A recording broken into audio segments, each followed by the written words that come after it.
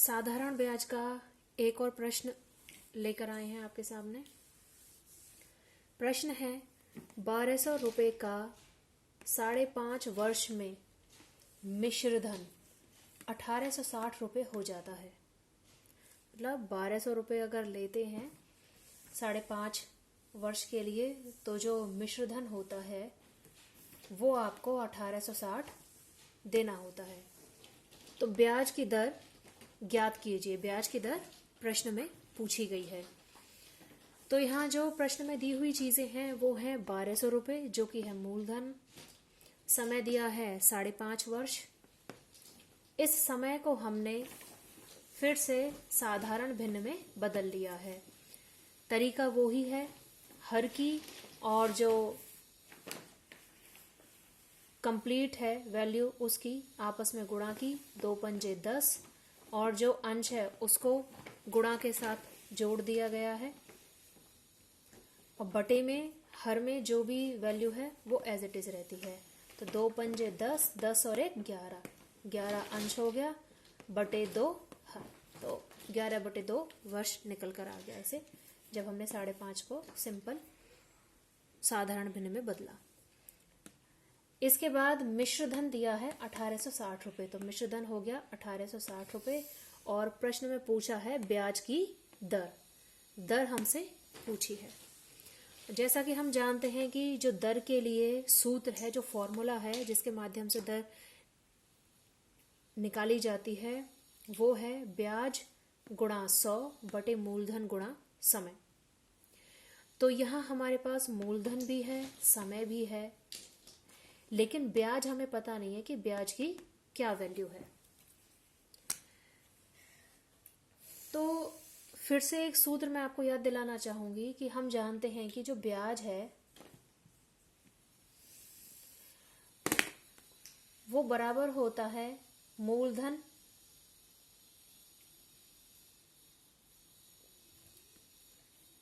मिश्र धन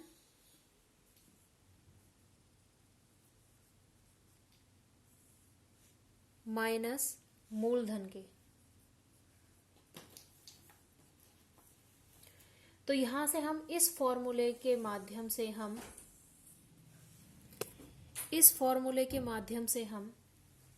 कि ब्याज बराबर मिश्र धन माइनस मूलधन, ब्याज आराम से निकाल सकते हैं।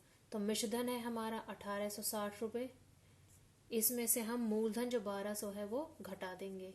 तो यहाँ हमारे पास निकल कर आया है 660 रुपये जो कि है ब्याज। तो ये जो 660 रुपये निकल कर आया है ये हम यहाँ हमारे दर के सूत्र में रखकर आराम से दर निकाल सकते हैं। तो चलिए वैल्यू पुट करते हैं।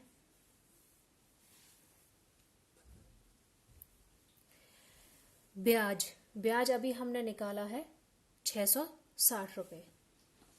तो ब्याज की जगह 660 गुणा 100 और बटे मूलधन है 1200 गुणा समय गुणा। अब यहां समय देखिए, समय है 11/2। तो यहां लिखा जाएगा 11 और इसके बटे का जो 2 है वो ऊपर पहुंच जाएगा इस तरीके से। जो समय है 11/2, हम यहाँ जैसे यहाँ बटे में 2 लिखते, तो जो बटे के भी बटे में कोई चीज आती है तो वो ऊपर पहुंच जाती है। तो इसलिए हमने इसे डायरेक्ट ही ऊपर शो कर दिया है।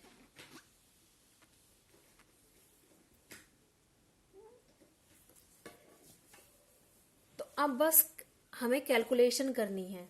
ये 2 जीरो से ये 2 जीरो कैंसिल हो गई, 2 एकम 2 और 2 छिक्के 12। यहां अब बचा है 660 और नीचे बचा है 6 गुणा 11। तो इस 6 से ये 6 एकम 6, 6 एकम 6, 0 की 0, और इस 11 से ये कट जाएगा 11 एकम 11 और 0 की 0। तो यहां निकल कर आई है आपकी 10। तो दर आ गई है हमारी 10%। तो दर की वैल्यू हो गई है 10%। यही है हमारा आंसर। एक बार फिर से देखते हैं। प्रश्न था 1250 रुपए का 5.5 वर्ष में मिश्रधन 1860 रुपए हो जाता है, तो ब्याज की दर ज्ञात कीजिए। तो प्रश्न में हमें मूलधन दिया हुआ था 1200 रुपए, समय दिया हुआ था 5.5 वर्ष, जिसको हमने साधारण भिन्न में बदल लिया है। मिश्रधन दिया हुआ था 1860 रुपए और हमसे दर ज्ञात करने के लिए कहा गया था। तो दर का जो फॉर्मूला होता है वो होता है साधारण ब्याज गुणा 100 बटे मूलधन गुणा समय। यहाँ हमारे पास समय भी पता था हमें कि 11.5/2 वर्ष है, मूलधन भी पता था 1200 है, और ब्याज नहीं पता था। तो ब्याज के लिए हमने ब्याज वाला सूत्र निकाला कि ब्याज जो होता है वो मिश्रधन माइनस मूलधन होता है। या फिर एक आपने एक और फॉर्मूला देखा था कि मिश्रधन जो होता है वो बराबर होता है मूलधन प्लस ब्याज के। तो यहीं से ही ये फॉर्मूला निकलकर आया है कि ब्याज जो होगा वो मिश्रधन में से मूलधन माइनस करके आ जाएगा। तो ये फॉर्मूला ब्याज के लिए है।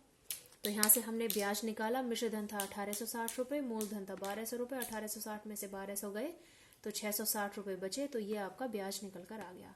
तो अब हमारे पास ब्याज की भी वैल्यू हो गई, मूलधन की वैल्यू थी ही, समय दिया हुआ था, तो ये सारी वैल्यू यहाँ पुट की हैं।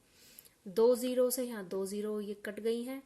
2 से ये 12 को 6 बार काट दिया है कि 2 एकम 2 और 2 छिक्के 12। इस 6 से ये 660 काट दिया है कि 6 एकम 6, 6 एकम 6 और 0 की 0। इस 11 से ये 110 काट दिया है, 11 एकम 11 और 0 की 0। तो सब कैंसिल होकर आपकी 10 वैल्यू बची। तो दर निकल कर आ गई 10%। दर हमारी निकल कर आ गई 10%।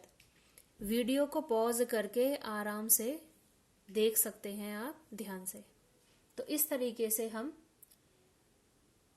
सूत्रों की सहायता से वैल्यूज निकालकर आसानी से प्रश्न को हल कर सकते हैं।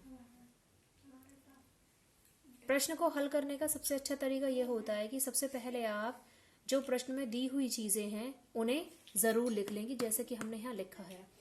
वो सामने लिखी हुई रहती हैं जब वैल्यूज की, अच्छा हमारे पास मूलधन भी है, समय भी है, मिश्रधन भी है और दर निकालनी है, तो माइंड में फॉर्मूला भी आसानी से आ जाता है कि क्या फॉर्मूला अब हमें लगाना है, जिससे कि हम दूसरी वैल्यू को निकाल कर फिर प्रॉपर जो हमसे पूछा है वो वैल्यू हम बता सके।